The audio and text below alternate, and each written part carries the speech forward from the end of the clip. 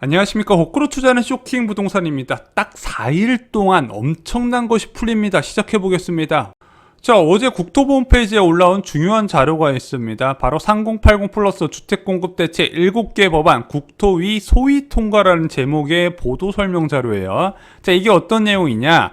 2사 공급대책에서 정부가 공공중심의 정비사업 확대 방안을 발표를 합니다. 자, 2사 공급대책에 포함된 3080 플러스 주택공급 방안 추진을 위한 7개 법률 개정안이 6월 15일 여야 합의로 국토교통위원회 법안 소위를 통과를 했다는 거예요. 어떤 거? 공공주택특별법, 도시재생법, 소규모정비법, 주택도시기금법, 주택법, 토지보상법, 재건축 이익환수법 7개 법안입니다. 자, 이런 새로운 공급 유형이 발표됐을 때는요, 그에 따른 법적 기반이 마련돼야 돼요. 그 법적 기반 마련을 위한 여야 합의가 끝났다는 보도였습니다. 자, 이날 법안 소위에서 의결된 주요 내용들은 여러 가지가 있는데요. 대부분 2사 공급대책에서 발표된 부분 그대로 진행이 됐다 보시면 될 것 같아요. 자, 그런데 몇 가지 중요한 부분을 좀 체크드릴 게 있을 것 같습니다. 여야 합의 과정에서 발표 부분과 좀 다른 내용들이 있었어요. 자, 대표적으로 법안 소위 심사 과정에서 예정지구 지정을 위한 토지 등 소유자 10% 동의 요건을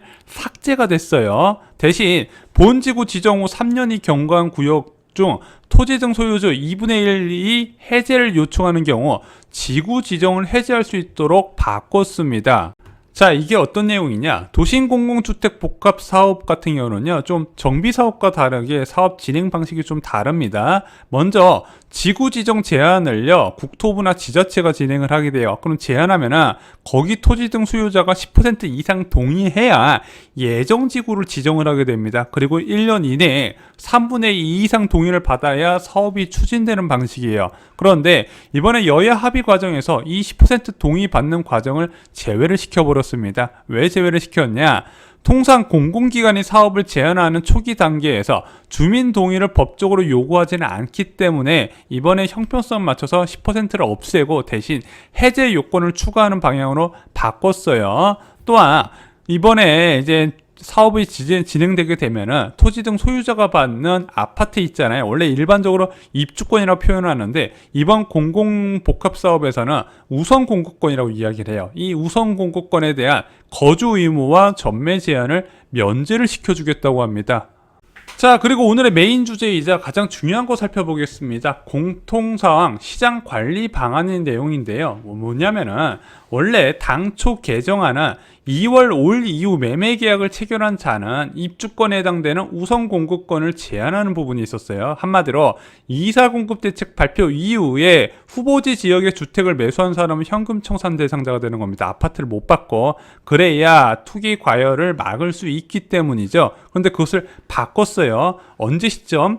기준 시점이 2월 5일이 아니라 이번 법률 진행 과정에 국회 본회의 의결일로 바꾼 겁니다. 그리고 판단 기준은요, 매매계약 체결일이 아니라 이전 등기 완료일로 바꿨습니다. 다시 한번 정리를 드릴게요. 2사 공급대책 발표일 기준에서 국회 본회의 의결일로 바뀌었습니다. 입주권에 해당되는 우선공급권 제한 기간이요. 그리고 판단 기준이 매매계약 체결일에서 이전 등기 완료일로 바뀌게 된 겁니다. 우와, 2사 공급 대책의 후보지 매수가 가능하다고? 그래서 우선 공급권 받을 수 있다고? 왜냐면 이게 굉장히 놀라운 부분이 역세권이나 저층 주거지 사업 지정 지구의 A급 지역이 굉장히 많기 때문입니다. 자, 게다가 이 사업 속도가 굉장히 빨라요. 벌써 4개 지역에서 주민동의 3분의 2 이상을 확정되면서 사업 추진을 코앞에 두고 있습니다. 어디? 증산 4구역, 수색 14구역, 불관 근린공원 인근 부분과 쌍문역 동측 부분, 여기까지 합쳐서 총 7,000세대 넘는 구역에서 사업이 확정된 상황입니다. 와, 이들 지역에 주택을 사놓게 되면 우선 공급을 받을 수 있는 길이 열린 겁니다.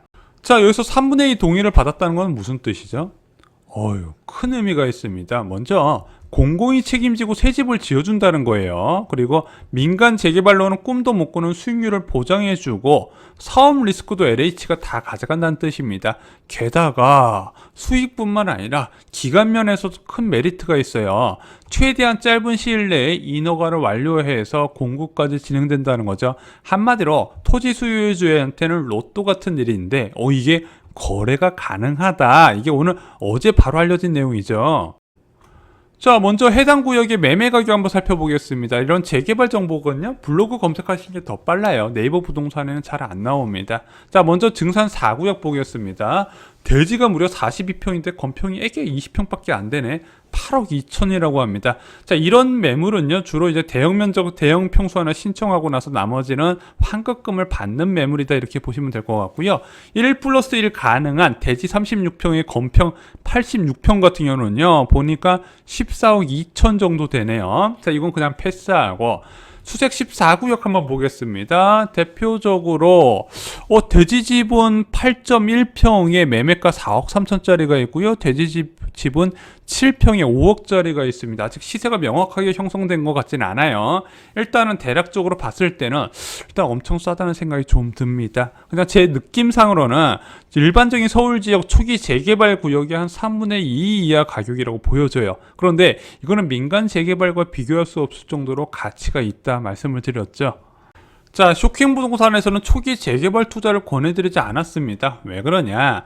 부동산 경기 침체 시기에 사업이 좌초될 우려가 크기 때문입니다. 야, 부동산 경기 침체될까? 침체됩니다. 특히 신도시 입주 시기에 장기 침체로 이어지는 경우가 대부분이에요. 자, 그런데 이 신도시 입주 이미 지정한 곳도 많은데 제가 볼 땐 다음 정부가 누가 됐든 추가 신도시 지정할 가능성이 커지고 있어요. 그러면 그 매물 다 소화될 때까지 부동산 시장은 침체될 수밖에 없다는 얘기예요. 그런데 이런 식으로 부동산 시장 침체에 신축 아파트 가격이 뚝뚝 떨어지잖아요. 그러면은 재개발 사업은 추진 자체가 어려워요. 왜? 조합 설립을 위한 동의 받기 자체가 어려워진다는 거죠.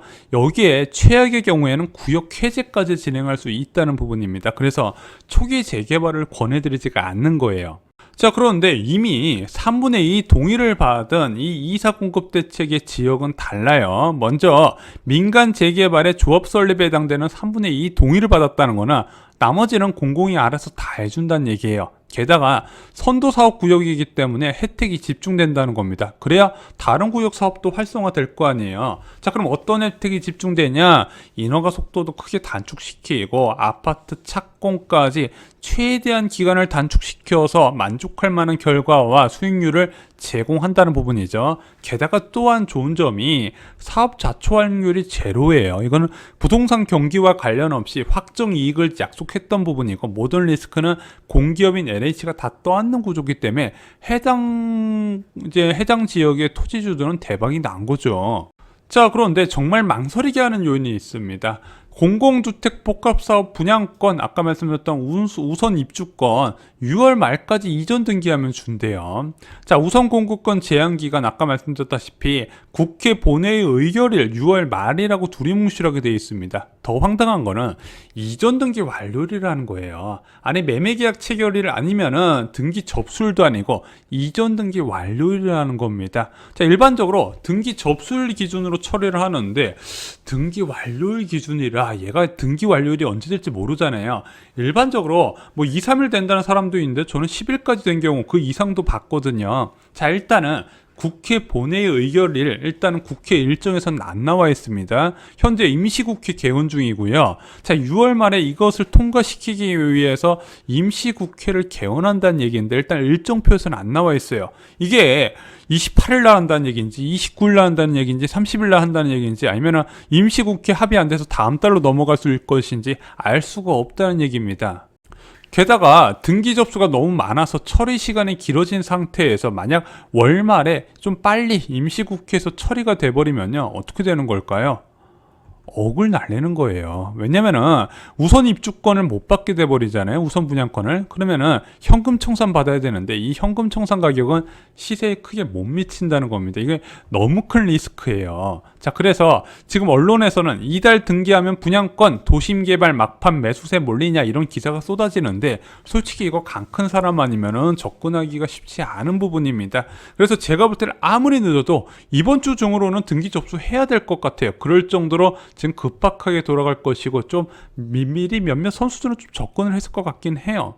자, 예상하지 못하게 도심 공공 복합 사업에 우선 공급권을 전매가 가능한 방법이 당분간 좀 열렸습니다. 그런데 리스크가 너무 크네요. 분명히 매력적인 가격이고 만약에 우선 공급권만 받게 된다면 정말로 좋은 기회가 될 수는 있기는 하지만 약간의 리스크도 조심해야 되는 게 부동산 거래임을 잊지 마시기 바랍니다. 좋아요, 구독, 공유 꼭 부탁드립니다. 감사합니다.